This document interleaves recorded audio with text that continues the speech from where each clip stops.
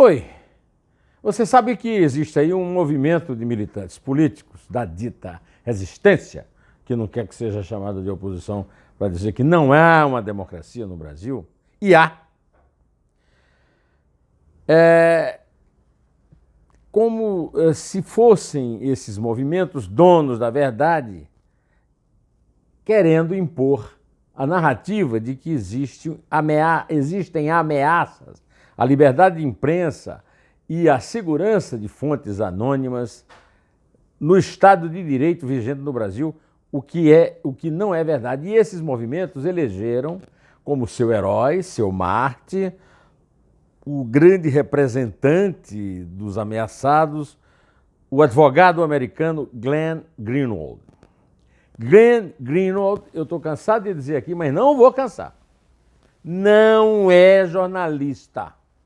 Glenn Greenwald é um advogado que, na juventude, atuou com grupos do submundo da pornografia, que deve impostos ao fisco americano e que, por isso, é proscrito por lá. E eu não me baseio em fontes anônimas, não. Eu me baseio no Washington Post, no New York Times, jornais de alta credibilidade lá nos Estados Unidos.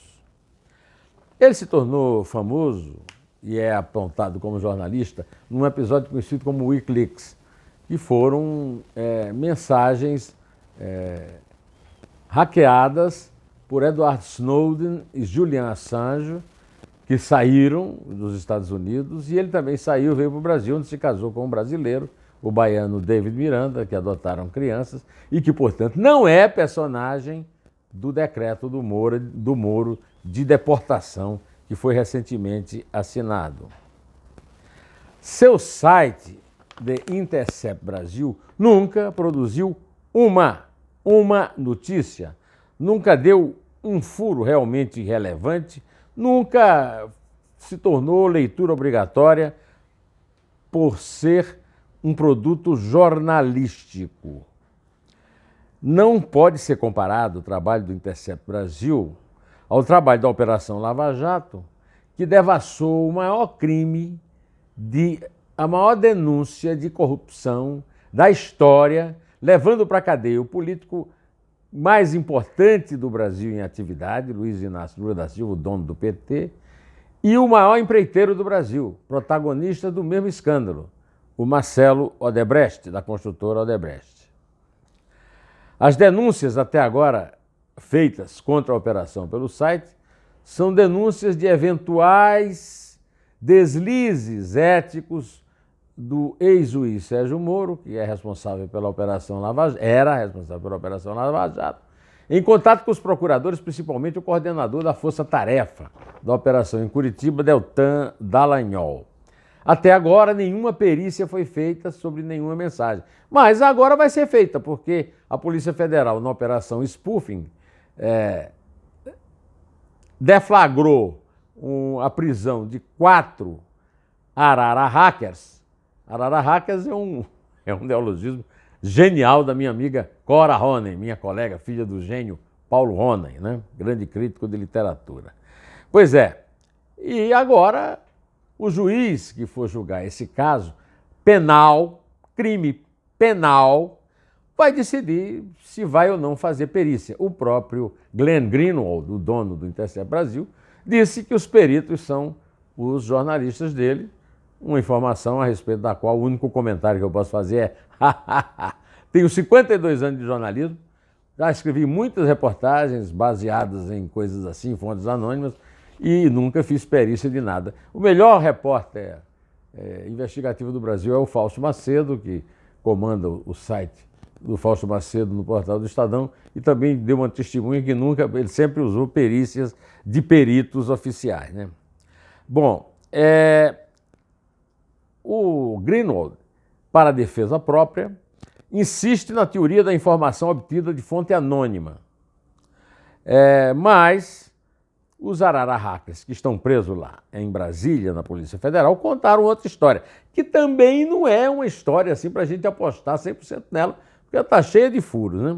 À medida que o tempo for passando, esses furos vão sendo cobertos pela Polícia Federal. Eu já lembrei aqui que o Lula adivinhou o que aconteceria através do Intercept Brasil na entrevista famosa que ele deu da sua sala de Estado-Maior na Polícia Federal em Curitiba, a Mônica Bérgamo, da Folha de São Paulo, e a Florestan Fernandes Júnior, do jornal espanhol El País.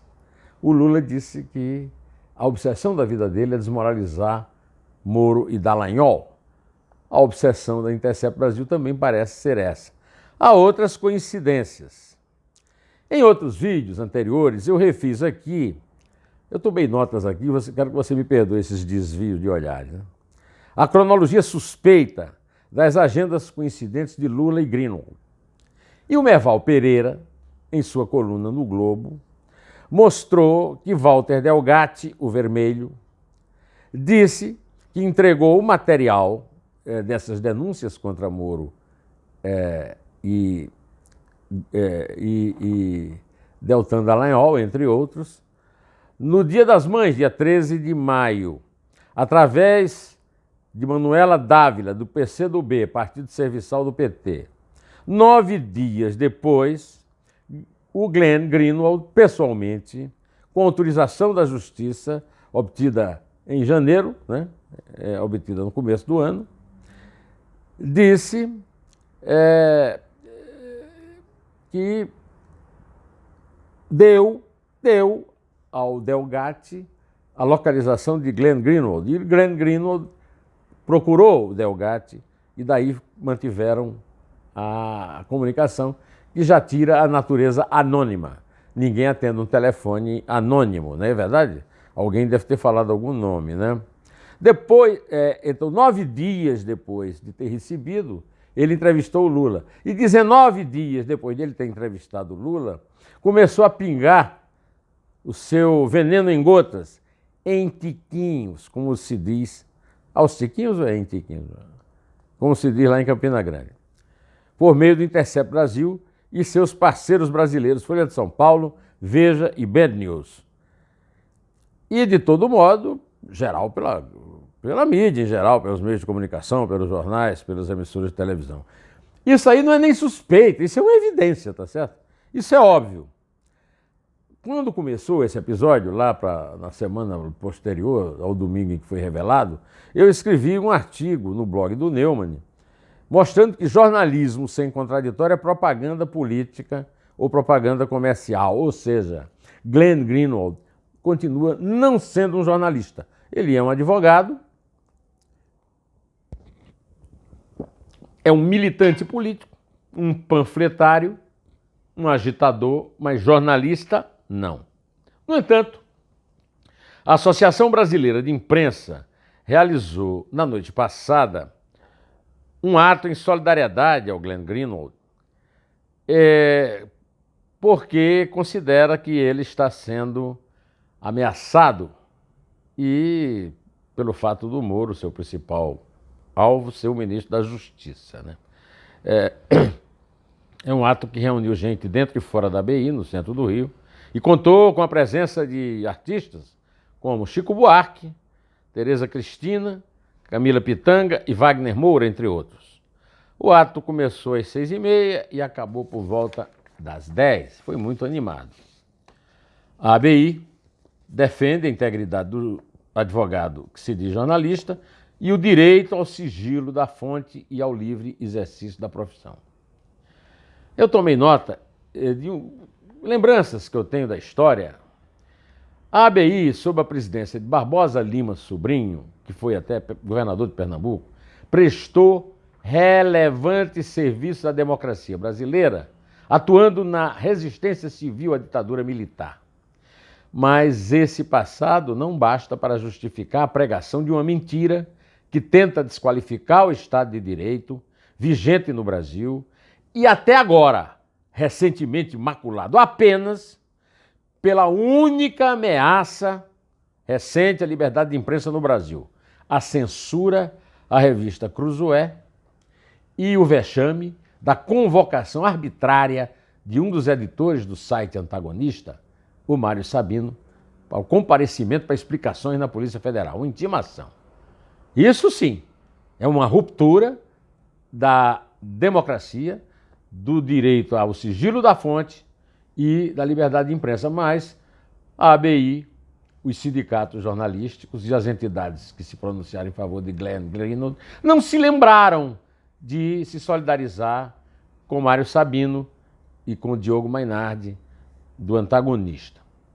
Além disso, eu quero lembrar que essa censura Cruzoé veio associada a um decreto infame de Dias Toffoli, amordaçando cidadãos desgostosos com a ação do Supremo Tribunal. A censura foi levantada depois da grita geral. A censura é da lavra de Alexandre de Moraes, também ministro do STF. Mas nem a autoridade pediu desculpas, Alexandre de Moraes não pediu desculpa pela censura, o Toffoli não pediu desculpas pelo decreto infame e o decreto continua vigente. Mas a ABI esqueceu, a ABI se omitiu. Só que a ABI também assina uma carta ao Senado em solidariedade a Glenn Greenwald, em associação com a Federação Nacional dos Jornalistas, FENAGE, Repórteres Sem Fronteiras, Organização Artigo 19, Associação Mundial de Rádios Comunitárias, Casa da Cultura Digital de Porto Alegre, Centro de Estudos da Mídia Alternativa Barão de Itararé, Colégio Digital, Fórum Nacional pela Democratização da Comunicação e Intervozes, Coletivo Brasil de Comunicação Social. Eu vou ler 2 parágrafos dessa carta para você ter ideia do seu teor.